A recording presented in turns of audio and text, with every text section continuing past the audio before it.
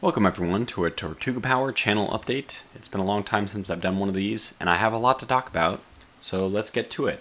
The brief outline for this is going to be I'm going to talk about YouTube comments, I'm going to talk about Nookrium and his tournament, and then I'm going to, of course, mention that I want to do my own tournament.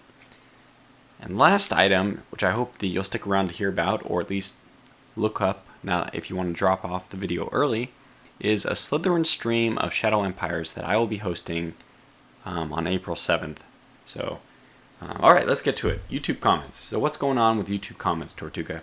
I see that you're not really responding to them as often as you used to. This is mostly due to two things. First of all, I'm getting more comments and I have less time. I'm getting to the point, it might be the breaking point, where I'm actually just not able to keep up with comments. If I try to respond to every comment, which has always been my mission. Since day one, I always wanted to be a person who responded to every comment, because I treat comments as like a conversation that somebody is starting with you, and I find it a little bit rude not to respond. I also understand how big YouTube channels, which I'm not, thankfully, I mean, in this sense, thankfully, big YouTube channels, it's just impossible for them to respond to every comment. Now they're also doing it, usually those people are doing it full time, in which case they should probably at least dedicate some time. That should be part of their job, is to respond to comments. Now I'm not that way. This is purely a hobby for me. So, but I still wanted to always respond to comments. I mean, I like it when people respond to my messages, so why wouldn't I, do as you like others to do to you?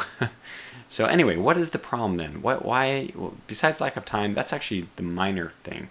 The worst thing is, let's pretend I'm going to reply to Panzerschleife Hochen. Oh my god, I picked the worst name. Let's pretend I'm going to respond to Brian, who wrote a nice little, whatever those things are called, the 575. I can't remember what it's called at the moment. Oh, and you're starting to notice something already. Brian says, so we'll say a nice haiku. Nice haiku. What? That was a little bit choppy. Okay. Let's just do this, and then we'll go over here, and we'll talk to somebody else quickly, so you can see what's worse. I'm just going to respond to this. I'm not actually going to read it. I'm just going to start to type and see how long YouTube takes to. Are you kidding me?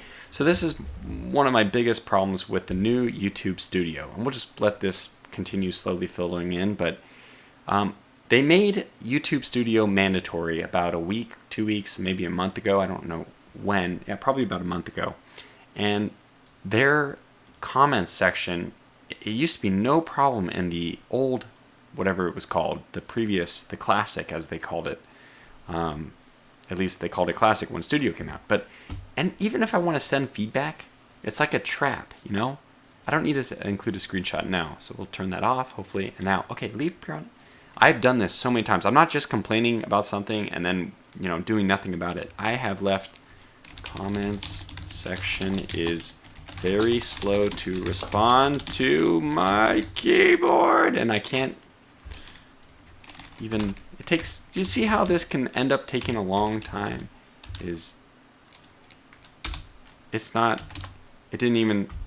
Yeah.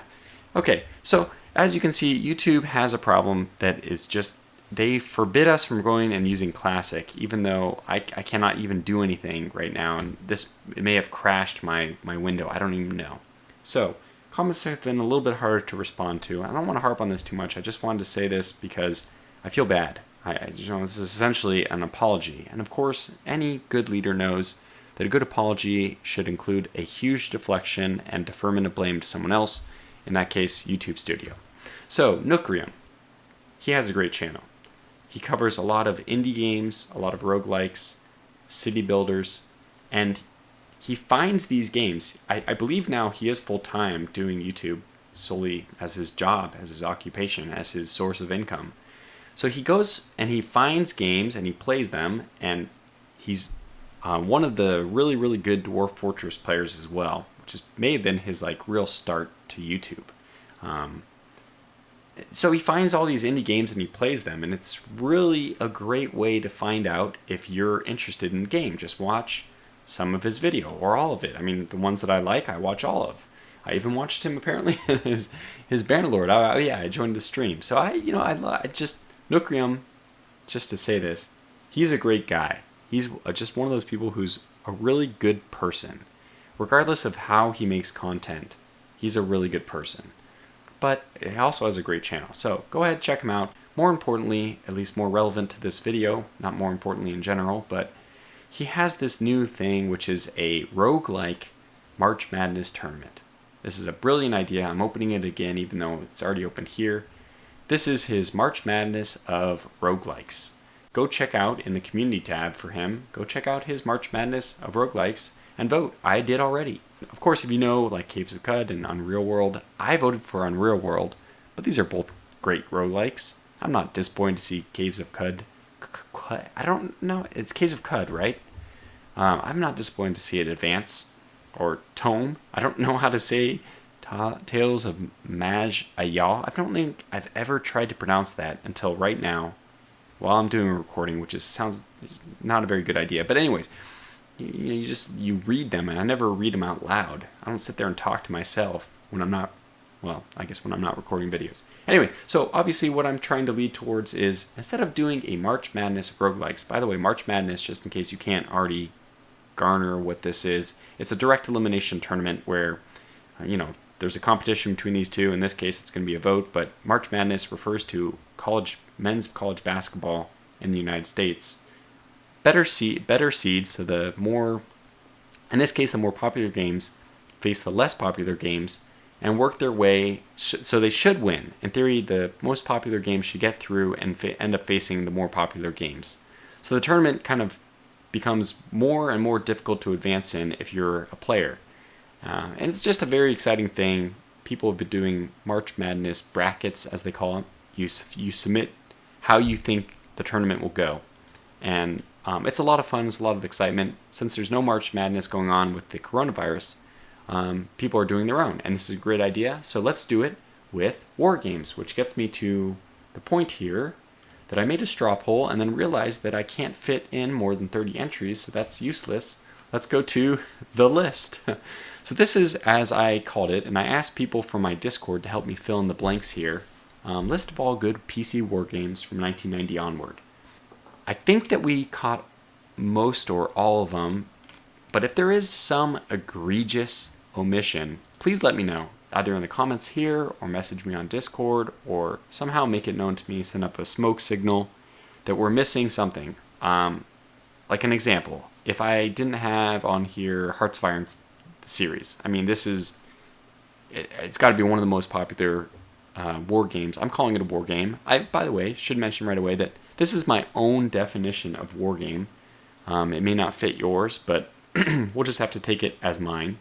But anyway, this definition I have has led me to this list, and now it's up to you guys to vote on the top ones of these just to create the tournament. And for that, as you saw, the straw poll I was going to make, I was going to allow people to have multiple entries to vote for multiple items. And I just want people to vote on the ones that they would like to see in the tournament. Basically, this is a popularity contest. It's not really going to be a judge of the best war game. It's probably going to be a judge of the most popular good war game.